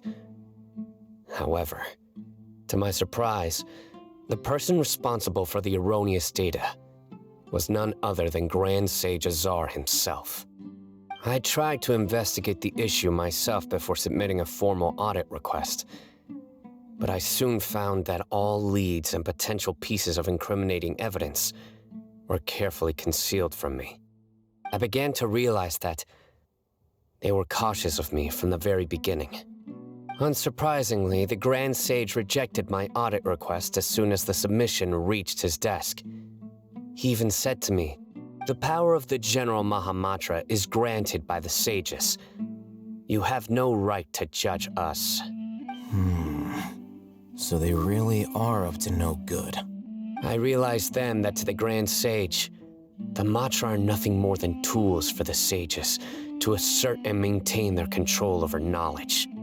The vows that we took, the principles that we strive to uphold, they are meaningless to the Academia of today.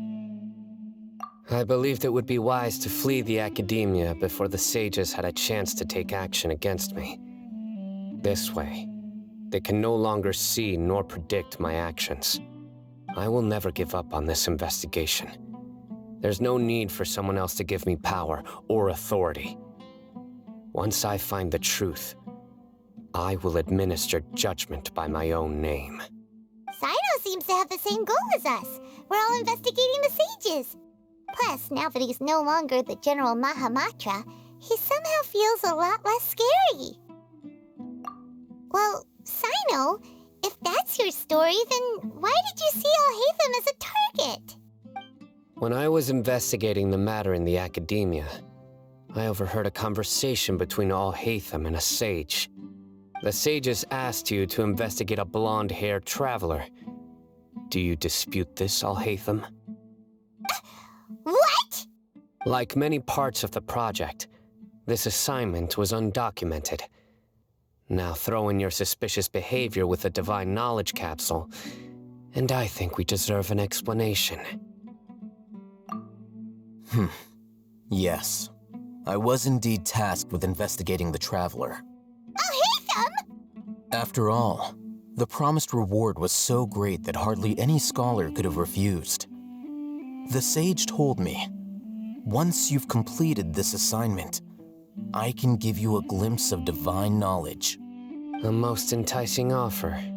Unfortunately, those academics don't know me at all. Their words contained one key piece of information, namely that divine knowledge indeed exists. That gave me all I needed to know. From my perspective, the sages are far from trustworthy. Think about it. Isn't it a little strange they're so willing to share divine knowledge with anyone, even as a reward? So, I began my own investigation following the lead of the Divine Knowledge Capsule. In the end, I realized my wisdom in committing to this rather than collaborating with the sages. Had I been less guarded, I probably would have ended up like that Ain al-Ahmar mercenary, incapable of remaining sane for long enough to hold a conversation. You mean that the sages originally planned to dispose of you, using one of those capsules that drive people insane? I'd already given up on the assignment by then. I only told the Academia I was waiting in Port Ormos for you to appear so they wouldn't suspect anything.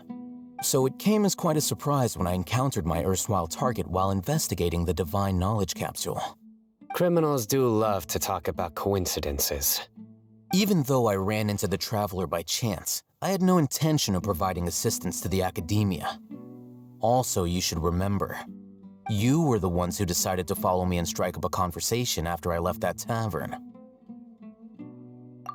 That's true. Alhaitham helped us out at Caravan Rebot as well. Maybe he's telling the truth. I'm willing to apologize if that's worth anything to you. I took the Divine Knowledge Capsule behind your back because I judged its existence to be a significant risk. I felt that it would be best for no one to interact with it before it had been properly studied. After all, curiosity often proves to be the most dangerous thing in this land. You should be well aware, Scribe Alhaitham, that curiosity can also lead you to danger and suspicion. Answer me this. Did the sages share any information about their project with you? Have I not made myself clear? You and I are both distrusted by the Academia. Do you really think they would tell me anything? Fine. Although you haven't completely proven your innocence, I won't regard you as an enemy, for now. As you wish. Good. I'm glad to see you two clearing up your misunderstandings. And now you, Dia. I believe it's your turn. Oh, sorry. Whatever the boys were talking about must have been so boring that I spaced out. My situation is pretty straightforward. My employer, Dunyarzad of the Homayani family, is friends with the Traveler and is currently recovering from her illness at home. I had nothing going on, so I decided to return to our village for a visit. I was actually looking forward to a pretty exciting time getting back together with everyone here. But then I saw these two random guys in the middle of a pointless argument. It ticked me off, and things went downhill from there. Is that all? Well, I will admit that definitely sounds like your style. In that case, welcome back, Dia. That's more like it. I missed you all so much, Candace. Whoa! What was that sound? No need to worry. Now that you're no longer at each other's throats, please make yourselves at home. I'll take a quick trip outside to clear out some of those creatures in the sandstorm. Creatures? In the sandstorm? Are you sure you don't want some backup? Fighting in a sandstorm is not for the faint-hearted. Anyone without extensive training in these conditions is at a disadvantage. You needn't worry. Yeah, just leave him to Candace. Don't worry, she's as tough as they come.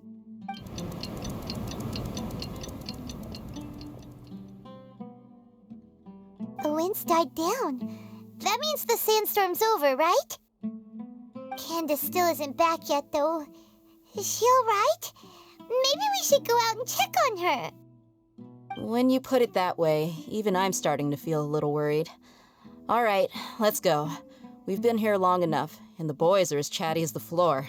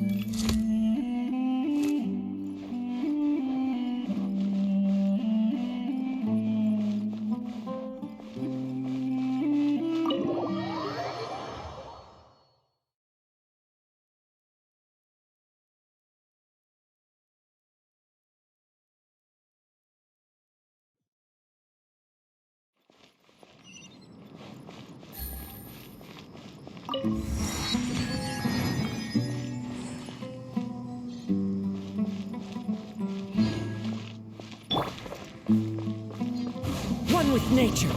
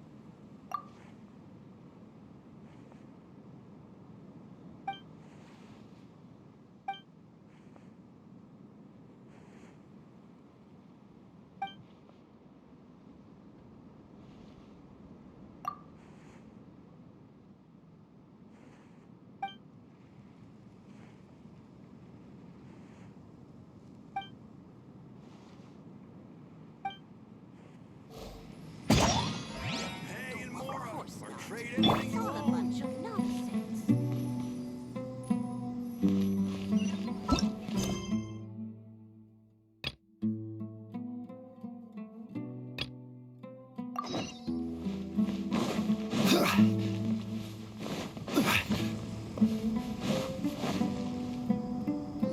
Ooh, Candace, you're still fighting?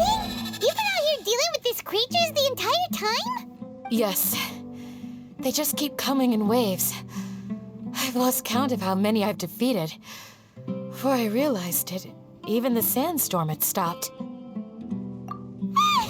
Here comes another wave! Leave this round to us. I got interrupted earlier, but now I have something to take my anger out on. It's been quite a while since I've seen the Flame Mane in action. I'll leave these to you then. I'll be sure to put on a good show. Let's go!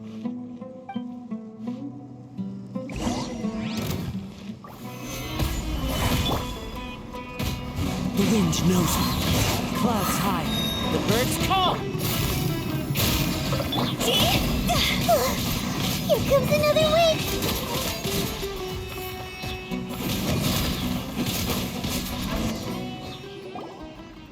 The creatures stopped appearing. Was that the last of them? What we fought just now was probably the aftermath of the sandstorm. So we should be safe for the time being. Well fought, everyone. No injuries, I hope. Huh? Who are you? Ah, my apologies. I haven't had a chance to greet you yet. I had my hands full taking care of the village's elderly and children. I am the chief of Aru Village. Everyone usually calls me Uncle Anpu. Sir, I am also originally from the desert, but I have not been back for some time now. May I ask if such sandstorms are common? I can't say they've always been common, but recently the storms have become increasingly severe and frequent. Besides sandstorms, we also occasionally get earthquakes.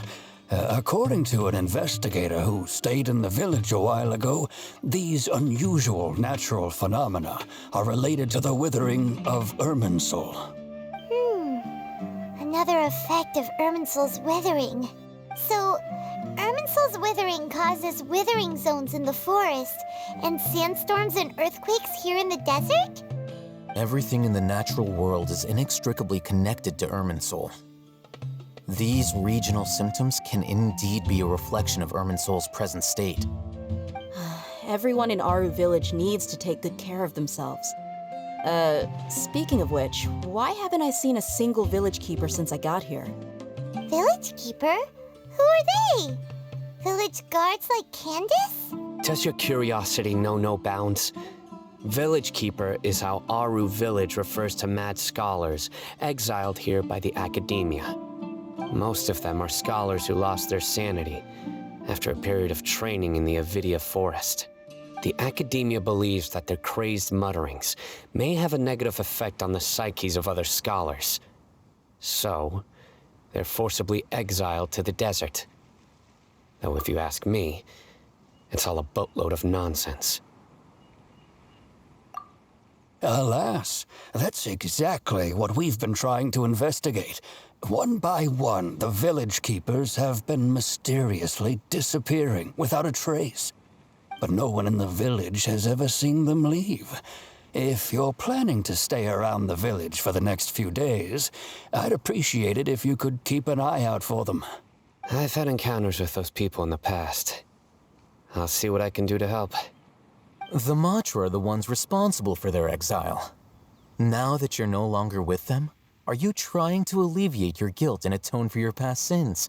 I'm fascinated by how you think. Mock me if you will, but if you are guilty, I will eliminate you, regardless of my position or identity. Oh, you're the former General Mahamatra. You must be an expert in these kinds of investigations. Thank you for your help. Is it because you're reminded of Hypatia? Oh, these poor scholars. First they lose their sanity, now this! We need to help get them back home, safe and sound. But, is it really a good good idea to tag along with Sino? You seem like you really don't trust him. I'll be grateful for the assistance. No doubt you will do a better job than some of my former subordinates. Let's start by finding a spot to share what we know so far.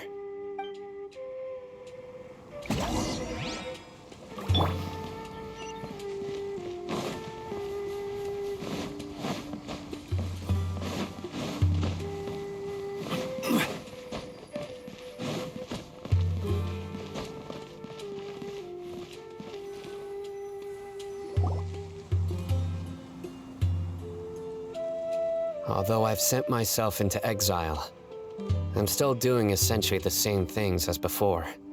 Do you still have any questions for me before we start our investigation? One of my former subordinates told me that this title has its origins in a strange incident. The Academia has long exiled mad scholars to Aru Village. A mysterious phenomenon exists here. When mad scholars first arrive, they are as incoherent and deranged as before. But after spending some time here, they invariably begin to calm down. Initially, the people of Aru Village greatly resented having to take in the mad scholars. But a strange incident one night changed that. Aru Village was struck by the strongest earthquake in living memory. Seeing buildings on the verge of collapse all around him, the then chief of the village was preparing to take everyone to safety. Suddenly, he noticed a mad scholar crouching in a corner, caressing the ground with his hands. A soft, green light radiated from him, like a divine glow against the backdrop of night. Despite the powerful tremors that ripped through the ground that night, all the houses remained upright, almost as if they had grown roots reaching deep into the ground. In the end, not a single building collapsed, and no one was hurt. After that, the people of Aru Village treated the mad scholars with greater kindness, and began to refer to them as the village keepers. The soft green light? A mad scholar protecting Aru Village? What do you make of it, Traveler? Paimon thinks so too. Actually, Sino, do you know if any of the mad scholars continued to wear their Akasha terminals at Aru Village? In theory, they would continue wearing them so the Academia could still monitor their activities. With that said, the main Akasha system would no longer have any interaction with them. Oh, no wonder!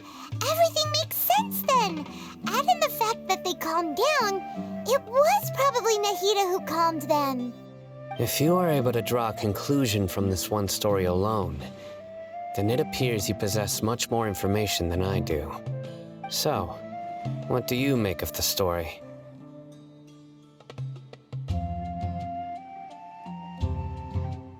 Really? Lesser Lord Kusanali. What? You don't believe us? Lesser Lord Kusanali was definitely using the Akasha to give her power to the mad scholars! No, it's not so much that I don't believe you. I'm just struck by your reasoning. Lesser Lord Kusanali, the current Dendro Archon, is she really active in Sumeru? The Academia has always placed far greater importance on the late Greater Lord Rukkhadevata. They've more or less ignored Lesser Lord Kusanali, and I've never had any reason to doubt their views. In addition, I've never heard any stories about Lesser Lord Kusanali and her deeds. To me, she might as well have been a god that never existed. No way! Nahida definitely exists! She's a... how should Paimon put it? She's a good Archon who's kind and wise, even if she says weird stuff sometimes. I've spent many years interrogating criminals, so I can easily tell when someone is lying. Good! Then you should know that we're telling the truth! That look in your eyes.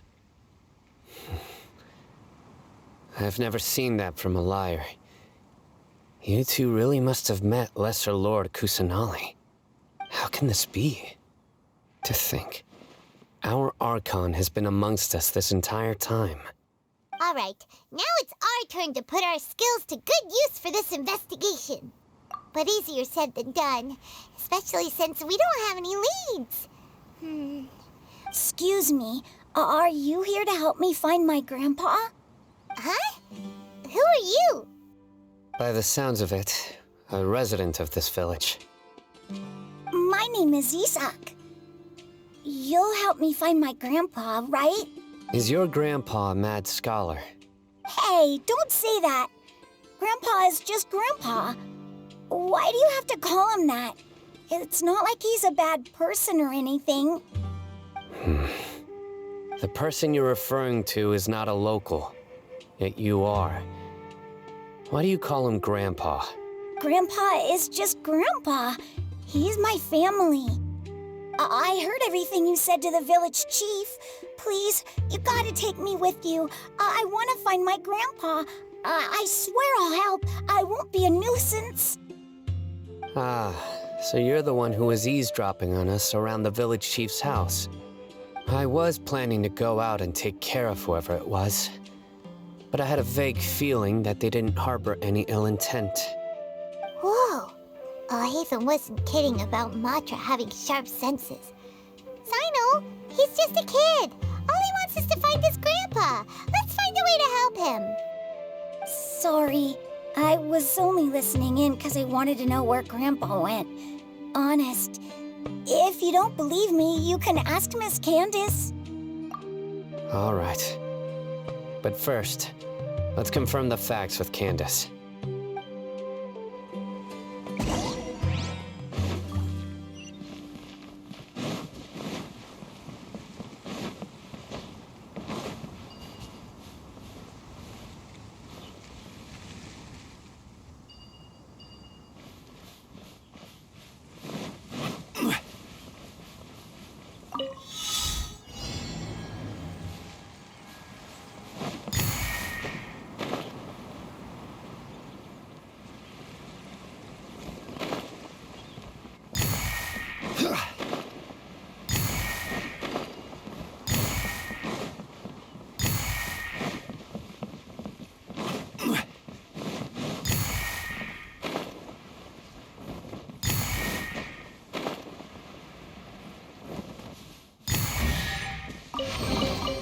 Certainly worth the extra mile.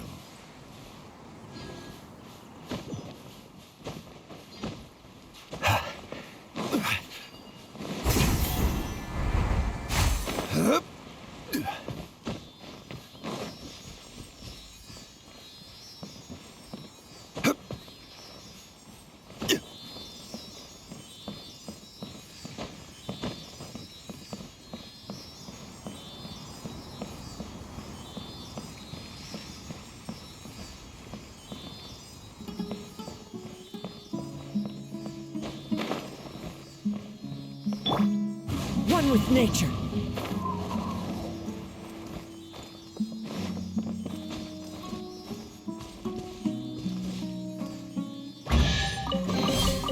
Brings a smile to my...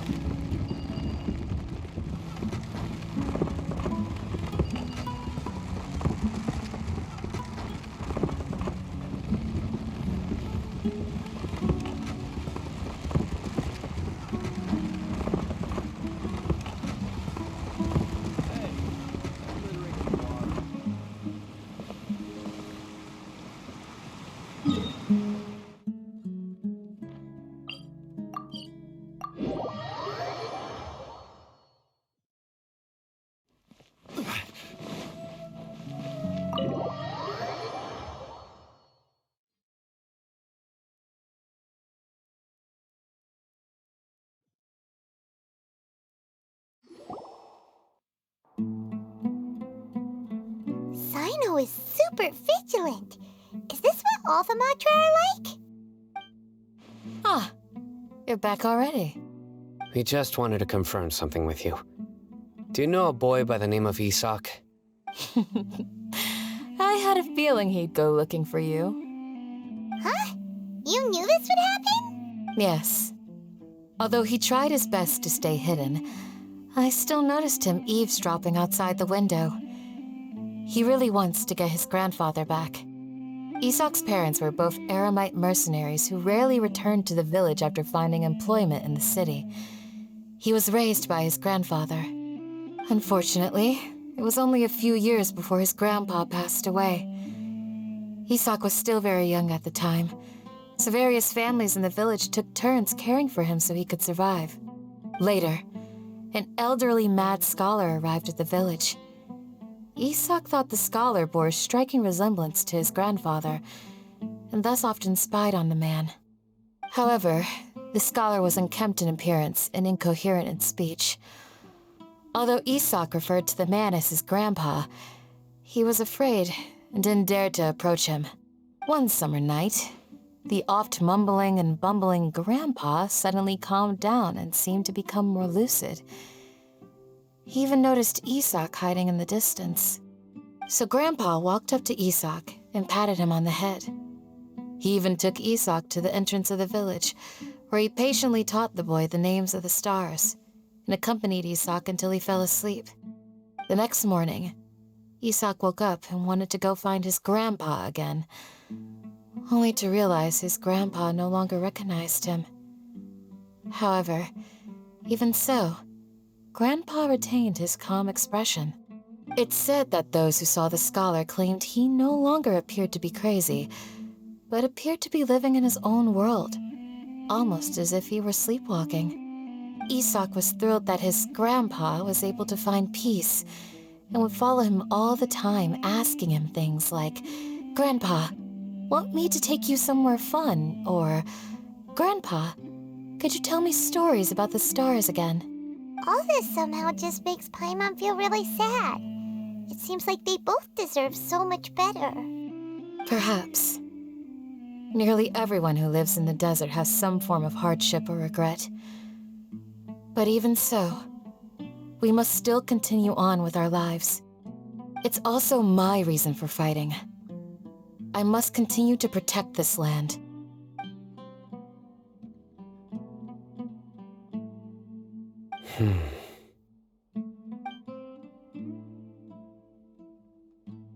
Maybe the people have always had a considerate god watching over them. Huh? What did you say, Sino? No, nothing. As long as Isak keeps his word and doesn't get in our way, we can take him along. Perhaps you are more compassionate than I gave you credit for. Please accept my thanks on Isak's behalf, Sino.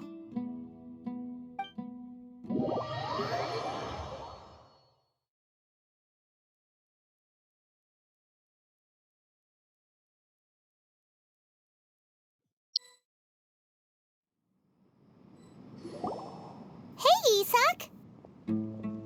Oh, it's you guys! We've cleared everything up. Let's go find your grandpa. Really? Wow! Thank you so much! Yeah! All right. Let's ask the local residents some questions first.